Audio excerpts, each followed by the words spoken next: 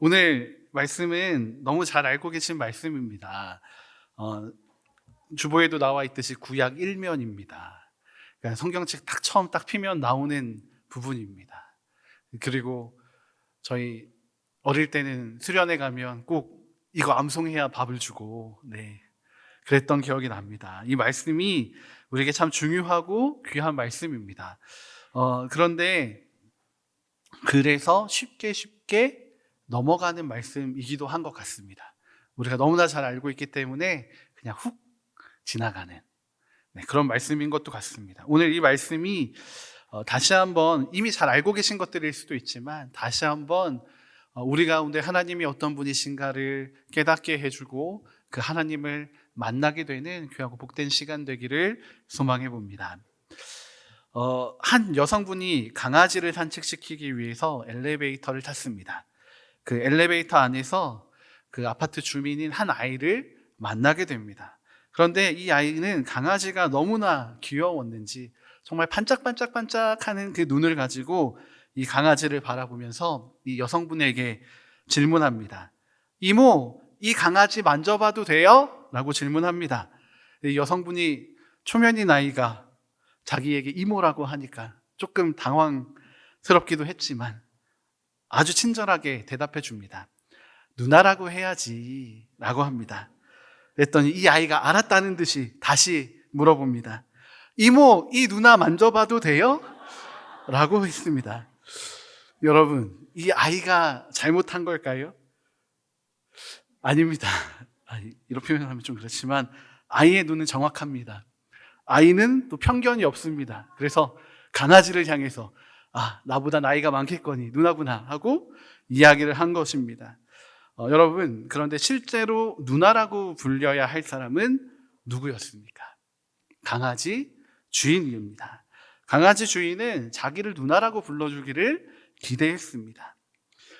강아지 주인에게 벌어진 이 일은 귀여운 실수처럼 보입니다. 그런데 이 일과 비슷한 일이 바로 우리에게도 일어나고 있습니다. 우리는 우리 스스로를 그리스도인이라고 이야기합니다. 왜냐하면 나는 믿음 생활을 40년 넘게 했기 때문입니다. 제 이야기입니다. 나는 3대째 믿음의 집안에서 신앙을 이어오고 있어 라고 생각하니까 우리는 그리스도인이라고 이야기합니다. 이것도 제 이야기입니다. 나는 목사야. 당연히 나는 그리스도인이야 라고 이야기하는 겁니다. 제 이야기입니다. 우리가 스스로를 생각할 때는 그리스도인으로, 그것도 꽤나 훌륭한 그리스도인으로 생각하고 있을지도 모르겠습니다. 그런데 세상 사람들의 시선에는 우리가 진짜 그리스도인처럼 보이지 않을 수도 있습니다. 목사, 장로, 권사, 집사 같은 직분이 또 10년, 20년, 30년, 40년이 넘는 그런 신앙의 연차가 우리의 그리스도인됨을 다 이야기해 주는 것은 아닙니다. 그리스도인 다음이 우리에게 있는지 우리는 다시금 우리 스스로를 돌아보아야 합니다. 그래서 이 누나라고 부를 사람을 찾지 못해 엉뚱하게 강아지에게 누나라고 부른 이런 어린아이와 같은 일이 우리 그리스도인들에게는 없어야 할 것입니다. 그렇다면 이 그리스도인 다음으로 회복하는 일은 어떻게 이루어질 수 있는 것이겠습니까? 이 그리스도인 다음이라는 것은 우리 스스로 만들어낼 수 있는 것이 아닙니다. 그리스도인이 되었다라는 그 출발 자체가 우리의 의지나 우리의 뜻이 아니라 하나님의 은혜이기 때문입니다. 하나님의 은혜로 주어진 구원, 그 구원을 받아들이고 우리의 죄인됨을 인정하고 또 우리의 구주 되시는 예수님을 바라보는 것, 믿는 것이 이 그리스도인됨의 출발점인 것입니다. 그런데 유독 우리는 이 출발점에서 머물러 있으면서 그리스도인이라고 생각하고 있는 경우들이 있습니다. 이 출발점을 나갔다가 들어왔다 반복하면서 이 훌륭한 레이스에 참여했다라는 것만으로 내가 이미 그리스도인이다 라고 만족하고 있는 경우들이 종종 생깁니다. 그런데 그리스도인들은 하나님과 또 하나님 나라의 영광을 위하여 살아가야 하는 사람들입니다. 우리는 그 출발선에서 이 믿음의 경주에 참여하게 되었다라는 사실만으로 벅차 있는 것이 아니라, 그 감동만 가지고 살아가는 것이 아니라 실제로 이 믿음의 경주를 참여하여 달려나가야 하는 사람들이라는 것입니다. 그럼에도 불구하고 우리는 출발선에 서서 참가의 의의를 두며 살아가고자 합니다. 왜냐하면 달려가야 할 길이 멀다는 것을 알기 때문입니다. 우리의 삶을 드려야 한다는 것을 알기 때문입니다. 또 우리가 포기해야 하는 것들, 내려놓아야 하는 것들도 있다는 것을 압니다. 그래서 우리는 그것 때문에 주저하기도 합니다. 이러한 그리스도인 다움을 회복할 유일한 방법은 다른 것이 아닙니다. 우리를 부르신 그 하나님을 더 깊이 알아가는 것입니다. 어쩌면 우리는 이미 다 알고 있다 생각할지도 모르겠습니다. 그런데 오늘 우리가 알고 있는 그 하나님을 다시금 붙잡고 그 하나님을 바라보며 하나님의 그 능력을 힘입어 나아가는 결단이 우리 안에 있기를 소망해 봅니다. 특별히 오늘 우리가 함께 알아가고자 하는 하나님은 나를 지으신 하나님입니다. 전도서 12장 1절과 2절은 우리에게 중요한 교훈을 던져주고 있습니다. 너는 청년의 때에 너의 창조주를 기억하라. 곧 공고한 날이 이르기 전에, 나는 아무 낙이 없다고 할 해들이 가깝기 전에, 해와 빛과 달과 별들이 어둡기 전에, 비 뒤에 구름이 다시 일어나기 전에 그리하라. 전도자는 우리에게 창조주가 되신 하나님을 기억하라고 합니다. 우리가 고된 이 땅에서의 삶 속에서 기억하고 붙잡아야 할 분이 오직 하나님뿐이심을 알려주는 진리의 말씀입니다. 이 말씀처럼 우리의 젊은 날 동안, 우리의 가장 치열한 삶의 시간 동안 하나님을 기억하는 믿음으로 살아가는 것이 바로 그리스도인으로 살아가는 참된 길입니다. 여러분, 그런데 이 젊을 때라고 하는 때가 언제겠습니까? 오늘 특송으로 섬겨준 신혼교구의 삶의 시간들처럼 20대, 30대 이때의 시간들만이 젊은 때이겠습니까? 농담처럼 하는 말 있습니다. 언제가 가장 젊은 날이냐면 오늘이랍니다. 네, 오늘이 우리에게 있어 가장 젊은 날입니다. 이것이 저는 이 말씀에 적용되어야 한다고 생각됩니다. 우리에게 있는 젊은 날은 바로 오늘입니다. 여러분, 오늘 우리는 하나님을 기억하여야 합니다. 그리고 바로 그리스도인으로 살아가는 삶을 살아가야 합니다. 그렇다면 우리가 기억하고 붙잡아야 할 이 창조주 하나님은 어떤 분이실까요? 네, 먼저 나를 지으신 하나님은 세상을 창조하실 능력을 가지신 분이십니다. 하나님께서는 세상을 창조하신 분이십니다. 우리 창세기 1장 1절의 말씀을 다시 한번 우리가 함께 봉독해 보도록 하겠습니다. 함께 봉독합니다. 태초에 하나님이 천지를 창조하시니라.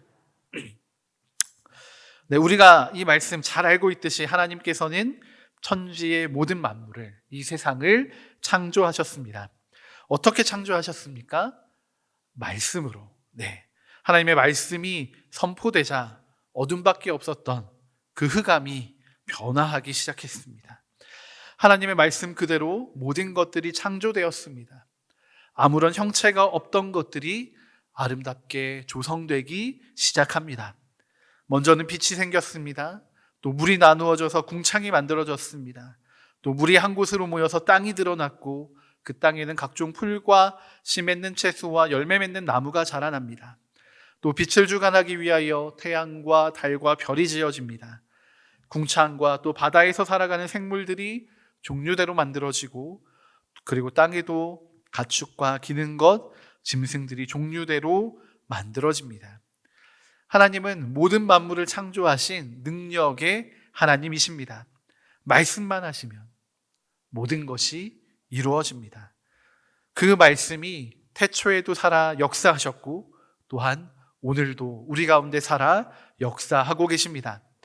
능력이 나타난다라는 것은 그 존재가 실제라는 의미이기도 합니다. 하나님은 살아계셔서 그 능력대로 우리 가운데 역사하시는 하나님이십니다. 또한 하나님의 말씀대로 이 모든 만물들이 창조되고 움직였다라는 것은 하나님의 주권을 보여주는 것입니다. 모든 것을 통치하시는 이 하나님의 명령대로 모든 만물은 하나님의 능력 안에서 움직이고 있습니다. 하나님의 주권이 또한 하나님의 통치가 미치지 않는 곳이 없습니다. 이것을 하나님의 섭리라고 합니다. 하나님은 온 세상의 모든 것에 처음부터 끝까지 주관하시는 분이시고 인도하시는 분이시고 보호하시는 분이십니다. 이 하나님의 섭리는 우리의 생각과 한계를 뛰어넘습니다. 우리가 미처 생각하지 못한 부분까지도 하나님은 주관하고 계십니다. 통치하고 계십니다. 또한 하나님의 보호는 완전합니다. 하나님의 섭리와 그 역사는 이 하나님의 전지전능하심에 기반을 두고 있기 때문입니다. 그런데 우리는 하나님의 전능하심을 잊고 살아갑니다. 하나님이 가지신 능력을 모르고 또한 하나님의 마음을 모르며 모른 채로 살아갑니다. 예수님의 시대에도 마찬가지였습니다. 하나님을 제대로 알지 못하고 하나님의 능력을 인정하지 못하는 이들이 있었습니다. 마태복음 12장 22절부터 나오는 말씀에는 귀신에 들려 눈 멀고 말 못하는 사람이 등장합니다. 예수님께서는 이 사람을 만나셔서 귀신을 내어 쫓아주셨고 이 사람은 말하고 보게 되었다라고 성경은 증언합니다. 그런데 이 이야기를 들은 직접 경험하지 못한 바리새인들은 예수님의 이 능력을 폄하합니다. 귀신의 왕 바알세불을 힘입어서 쫓아낸 것이라 여깁니다. 당시 하나님의 율법을 가장 잘 이해하는 부류로 알려진 이 바리새인들이 하나님을 기쁘시게 하는 삶을 위하여 율법대로 살아가는 것을 최고의 가치로 여기고 또 그렇게 살아갔던 바리새인들이 진짜 하나님을 알지 못했고 예수님도 알지 못했고 하나님의 그 능력도 알지 못했던 것입니다. 오늘 이 시대의 그리스도인들 가운데에도 이 바리새인들과 같은 오류가 종종 발견됩니다. 하나님을 안다고 하면서도 하나님의 능력을 믿지 못합니다. 하나님의 능력을, 하나님의 역사를 기대한다고 하면서도 기도하지 않고 기도하더라도 그 일은 일어나지 않을 것이라 여깁니다. 하나님은 여기까지다라고 제한해 버리기도 합니다. 그런데 전도자가 이야기했던 창조주를 기억하라라는 의미는 이 능력의 하나님을 인정하라는 것입니다. 그리고 이 하나님을 바라보고 이 하나님을 붙잡고 이 하나님께 매달리라라는 것입니다. 여러분, 우리는 이 능력의 하나님을 얼마나 경험하고 있습니까? 활자로만 기록된 하나님을 만나고 계시지는 않습니까? 우리가 온전히 그리스도인이 되기 위해서는 이 하나님의 능력을 의심해서는 안 됩니다. 사도신경의 첫 마디도 이렇게 고백합니다. 나는 전능하신 아버지 하나님, 천지의 창조주를 믿습니다. 여러분, 이 전능하신 하나님을 만나고 또 알고 또 친밀해져서 우리 삶의 모든 순간에 하나님을 기억하고 하나님을 바라보고 하나님께 매달리는 그리스도인이 되어야 합니다. 나를 지으신 하나님은 또한 나를 주목하시고 나를 깊이 생각하시는 분이십니다. 2절의 말씀을 우리가 함께 봉독해 보도록 하겠습니다. 땅이 혼돈하고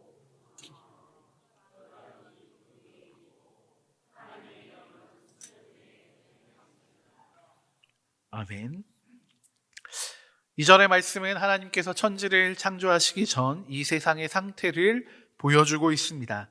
이 세상은 땅이 아직 모양을 갖추지 못하고 있었고 오직 끝을 알 수 없는 깊음 위에는 어둠이 덮여 있었습니다.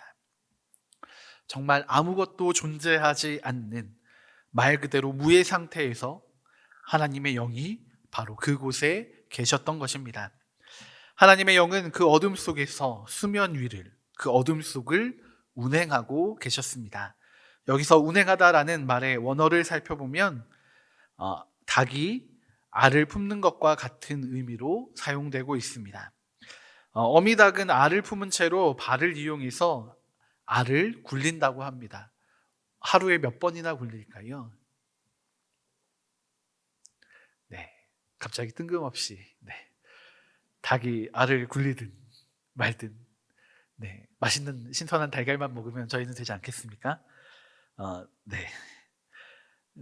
닭이 알을 품을 때는요, 하루에 수십 번씩 알을 계속해서 천천히 발톱 끝으로 굴려준다고 합니다.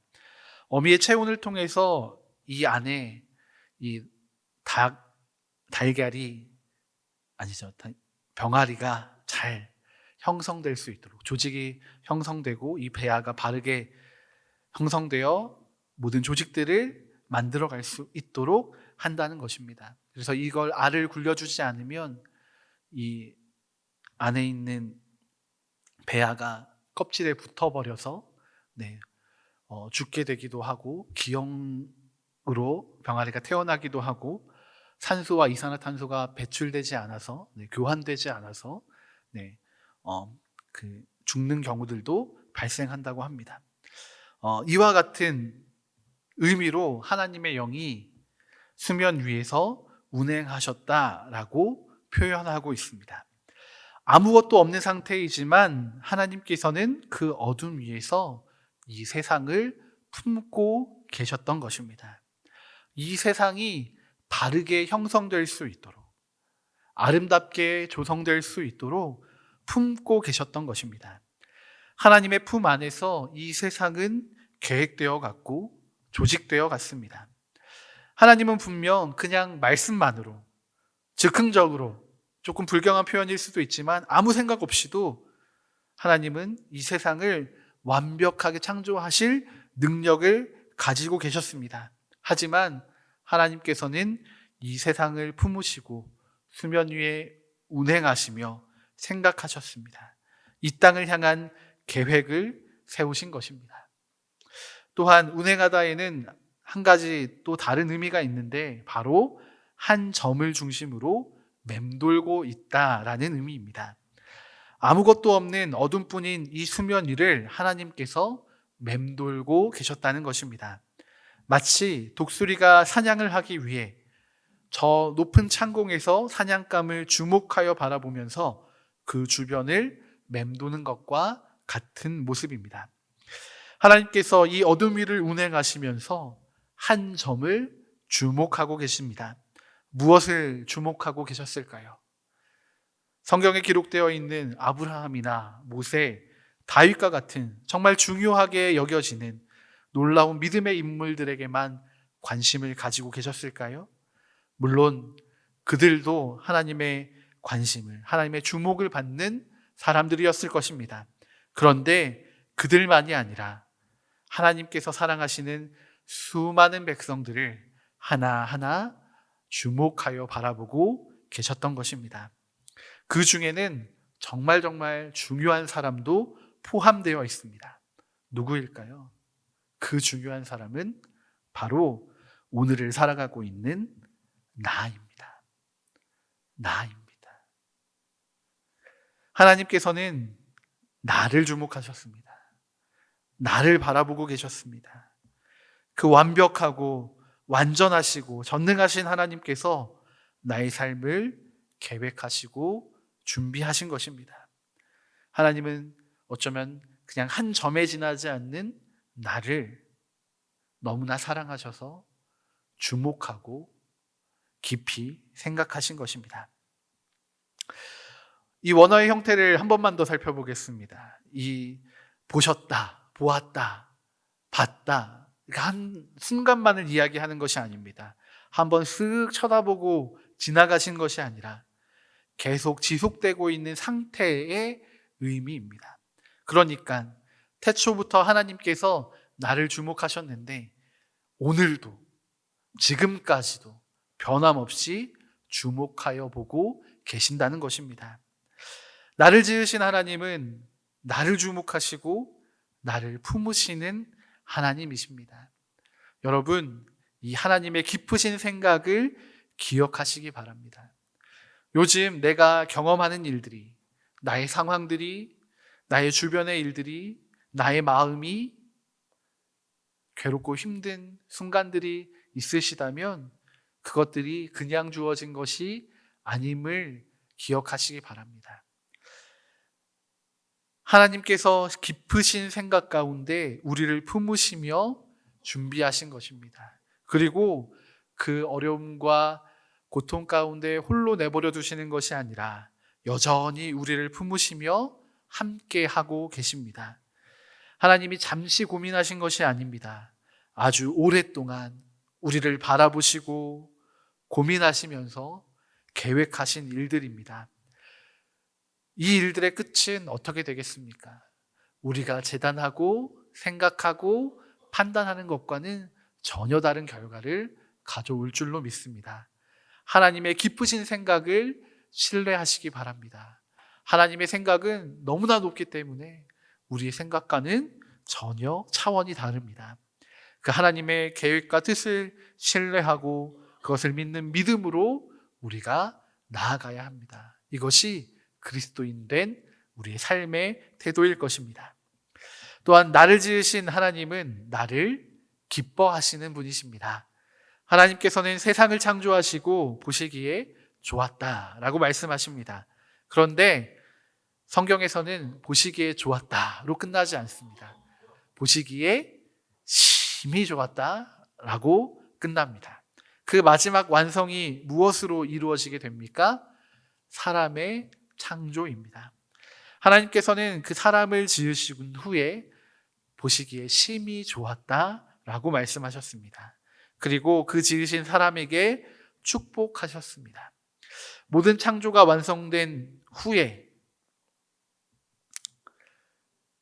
하나님의 기쁘시게 하는 유일한 이유는, 심히 좋았다라고 말씀하시게 만든 그 유일한 이유는 사람이었습니다. 조금 더 구체적으로 이야기한다면 나입니다. 내가 있는 것입니다. 하나님은 나를 기억하시고 내가 살아갈 그 땅을 바라보셨던 것입니다. 내가 없는 것은 아직 완성이 아닌 겁니다. 나는 그렇게 대단한 사람이 아닌데요? 라고 생각하실지도 모릅니다. 하지만 성경은 이것이 하나님의 사랑이고 인간을 지으신 목적이다 이야기합니다. 하나님께서는 나를 위해, 또 나와의 아름다운 교제와 친밀함을 위해 이 세상을 창조하셨고 나를 창조하셨습니다. 하나님께서 인간을 창조하실 때는 흙을 빚어서 창조하셨다라고 기록되어 있습니다. 그런데 이 흙이라는 것은 유기질, 무기질 그런 것들이 잔뜩 들어있는 비옥한 흙이 아닙니다. 원어의 이야기를 살펴보면 창문 틀에나 끼어 있을 법한 쓸모없는 먼지와도 같은 흙입니다. 그런 흙으로 사람을 지으신 것입니다. 아무런 가능성도 없는, 아무런 소망도 없어 보이는 그런 흙입니다. 그런데 이 흙더미가 무엇 때문에 생명이 되었습니까? 무엇 때문에 가능성을 갖게 되었습니까? 무엇 때문에 가장 존귀하고 귀한 존재로 변화되게 되었습니까? 바로 하나님께서 그 코에 생기를 불어 넣어 주셨기 때문입니다. 이 생기라는 단어는 숨, 또 다른 말로는 영이라는 뜻입니다. 그러니까 조금 다르게 해석해 본다면 하나님의 숨이, 하나님의 영이 우리 가운데 불어 넣어지게 된 것입니다. 우리가 하나님의 형상이 되어 하나님과 교제할 수 있게 된 것, 또한 하나님의 영을 우리 가운데 허락하셨다라는 것은 하나님께서 창조하신 이때부터 하나님의 것들을 우리에게 나눠주시고 내어주셨다라는 것입니다. 이것은 하나님이 우리를 기뻐하신다라는 것의 명백한 증거입니다. 하나님께서 우리를 사랑하시기에 우리 가운데 하나님의 가장 귀한 숨을, 그 영을, 그 생기를 내어주신 것입니다. 아무런 가능성도 없어 보였던 그 흙 가운데 생명이, 그 생기가 불어넣어져 생명의 가능성이 만개하게 되는 것처럼 하나님께서는 우리를 사랑하셔서 우리에게 잠재되어져 있는 그 모든 가능성들을 아름답게 이루고 꽃 피우고 열매 맺게 하시기를 원하시는 것입니다. 여러분, 우리의 삶에서 만나게 되는 외로움이나 절망 앞에서 버려졌다라고 생각하시지 마시기 바랍니다. 우리를 위해 세상을 창조하시고 우리에게 축복하시며 우리에게 모든 것을 내어주시는, 우리를 기뻐하시는 하나님을 기억하시기 바랍니다. 그리고 그 하나님으로 인해 우리도 기뻐하는 삶을, 또 하나님을 기뻐하는 삶을 살아가시기 바랍니다. 오늘 우리는 나를 지으신 하나님을 나누었습니다. 그리고 이 하나님을 우리가 만나고 싶습니다. 이 나를 지으신 하나님은 능력의 하나님이십니다. 나를 주목하시고 나를 깊이 생각해 주시는 하나님이십니다. 무엇보다 우리를 기뻐하시는 하나님이십니다. 이 하나님과 만나는 것, 이 하나님을 인정하는 것, 이것이 우리로 그리스도인 되게 할 것입니다. 우리의 믿음의 경주에 힘을 실어줄 것입니다. 오늘 이 저녁에 우리가 이 하나님 앞에 나아가시지 않으시겠습니까? 이 하나님을 만나서 우리가 정말 참된 그리스도인으로서 우리의 삶을 회복하시지 않겠습니까? 이 시간 우리가 함께 하나님 앞에 기도하며 나아가면 좋겠습니다.